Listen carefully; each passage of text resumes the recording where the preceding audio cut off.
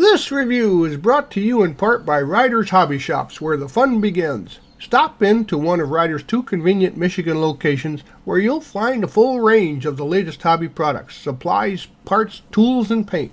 This review covers the 1969 Z-28 Camaro Rally Sport. It's a 125 scale kit from Revell, number 7457. Now, the first Camaros went on sale in September of '66 for the 67 model year, and they were designed to compete with the Ford Mustang. Now, the Z-28 option package was also introduced in '67, and it was designed for making them legal for the SCCA Trans Am series. And by '69, the vehicle had been refined to include a 302 CID block, and the dual quad carbs were optional, but it also could come with a 4-speed transmission, heavy-duty suspension, and brakes. It was quite the package for '69. Now, this 1990 release has 113 parts molded in dark blue metallic, chrome, clear, and clear red, and it has nicely detailed rubber tires and water slide decals. It's a classic kit and a single-purpose build and a full glue kit, so that it's molded in color. It is also aimed at the intermediate modeler, but it comes with a choice of standard or RS grills and taillights, but the side script for those are not included. Now, overall, when you're done, it'll be about 7 1/4 inches long, 2 3/4 inches wide, and 2 inches high. Here are the contents for the kit. There's a nice chrome tree there, and the parts are cleanly molded. It also has, like I said, some pretty nice tires and some pretty clean window glass for the period. Now remember, use the safety guidelines by any of the manufacturer's products you see or hear used in the review.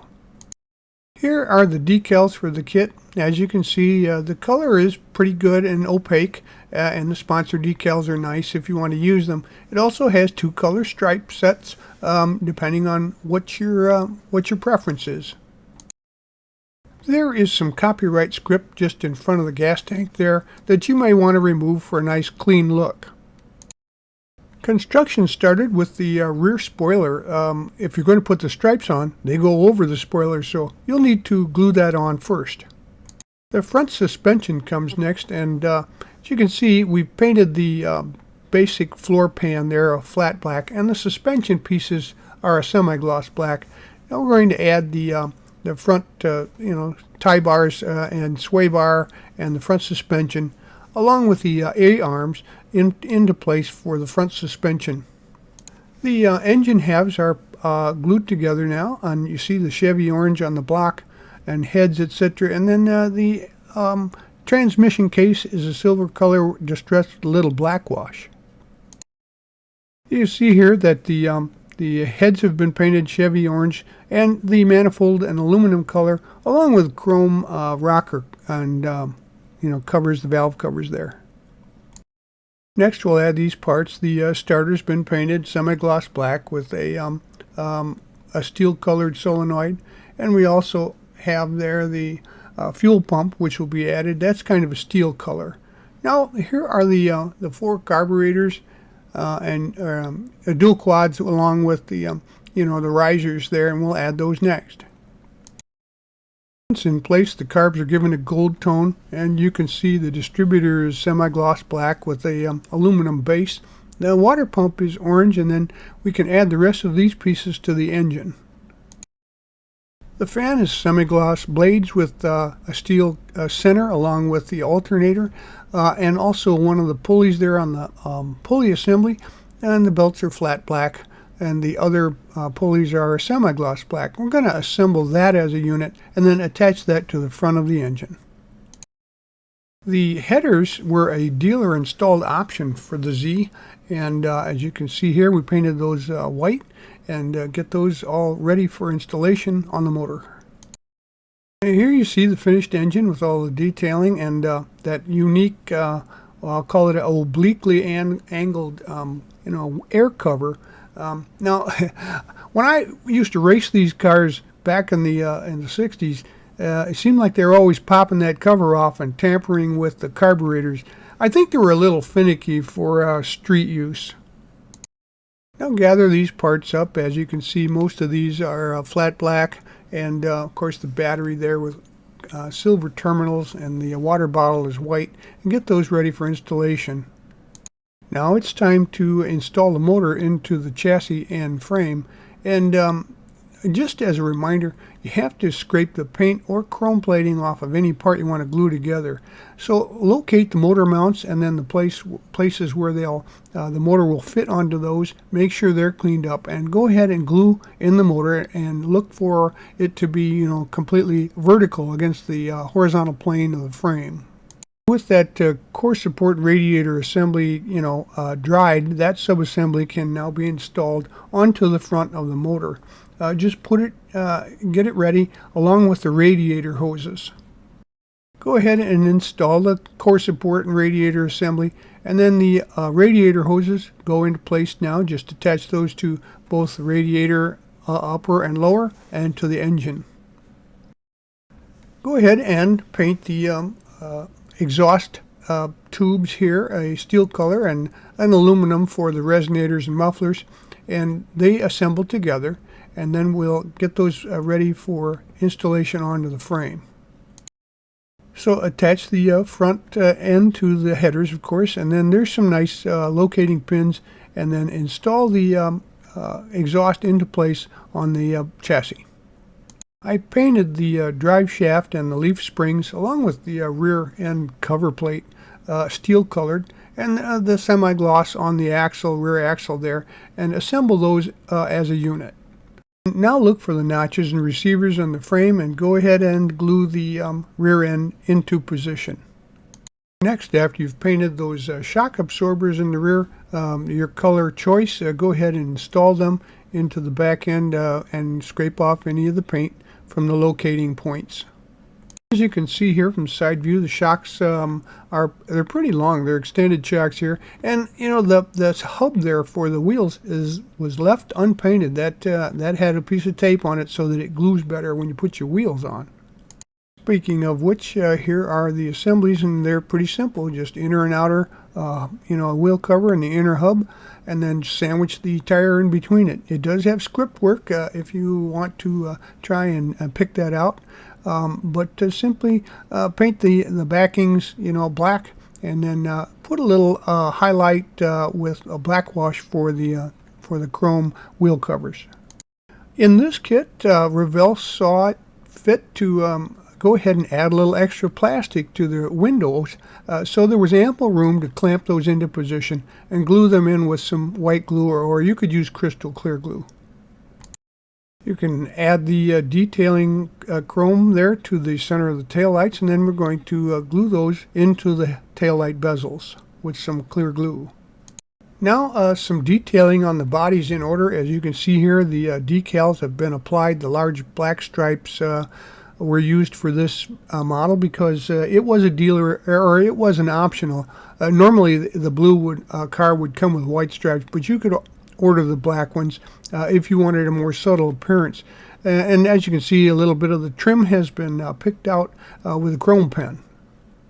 Now, like I had said earlier, the metallic blue that this kit was molded in was so nice, I just left it as is. And then once the decals were set, I gave it a clear coat to kind of bring out the luster of the car body. And so while the body was drying, I went to work on the interior, and it's pretty much semi-gloss black with the flat black for the floors, and then the door panels are separate, so adding some basic chrome detailing is pretty easy, and you can make this kind of stand out even though it's got a black interior. After the semi-gloss back seat was dried, that's ready for installation. You can put that in place. Assemble the two-piece front seats and clean up the seams, and then go ahead and paint that semi-gloss black as well. The center console gets detailed with some semi-gloss black, and I add a little wood tone to the inset there where the shifter, which is chrome, has been painted with a black boot and then assembled. And now you can paint the dash a semi-gloss black, and note that it's ample room to use chrome pen for some of the chrome trim there. A little bit of wood tone in the lower left of the dash, and assemble that later on along with the column and the wheel. And note that the stalks for the shifter, they've been chromed along with the spokes for the wheel, and the wheel rim itself, once again, little wood tone to replicate that. Go ahead and add the assembled dashboard into place too, and as you can see, once it's all together, it's pretty attractive interior, despite its pretty much some mono black color, but with the detailing, it really kind of stands out. Now it's time to add the interior into place in the body shell, and just go ahead and make sure you scrape some of the paint off there so that you get a good glue adhesion. Locate the places that you need to do that, and go ahead and put the interior into position. Now you see the two grill versions here, the Rally Sport grill up at the top with the louvered headlight covers, and notice there's no Rally Sport emblem like you see on the box art. It didn't come with this. There's no emblem to add that, so I used the standard grill along with some black wash. It looks pretty nice. Scrape the chrome off of the grill places where you want to glue it, put it into position, and then you can add the headlight lenses with some clear or white glue, and along with the valance there also gets the the parking lenses for that. The firewall gets painted semi-gloss black, and of course the brake booster and the top of the brake cylinder cover, that gets a gold tone, and the brake cylinder itself is a steel color. Once you've added the firewall into place with the accessories on it, you can go ahead and mate the chassis to the body. Just look for the mounting points. Scrape off any of the paint there, and then use some strong glue to put it into position, and then make sure that it's symmetrical over the frame and put it into place.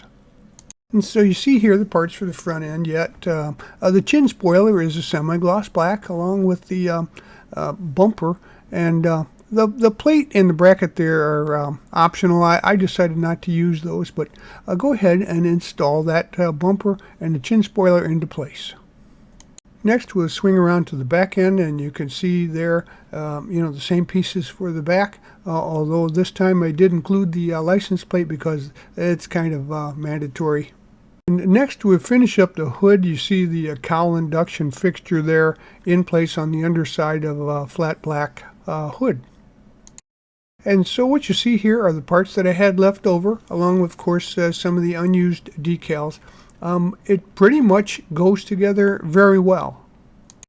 Well, there you have it. Your model is complete, and it's been out for quite a while now, and they're still readily available. But this classic kit just looks great, as did the '69 Camaro, especially with those broad racing stripes on it. I didn't really have any construction issues with it. The problematic part was the Z-28 emblems. They were very fragile and actually were kind of broken up. They didn't go on very well. I had to piece those together, and so that's an issue that you might find in these kits. But other than that, you could probably replace them with a decal from another kit. In any event, overall, even in just its natural blue metallic shade with a little clear coat, it's a really nice looking car. So if I were you, I'd buy one and put it on my shelf. Well, we hope you liked this step-by-step premium model kit review, and so that you don't miss any more, please subscribe to our YouTube channel. You can do that by clicking on the icon in the lower right of any of our reviews, or you can find us on Facebook or our website, rightonreplicas.com. Thanks.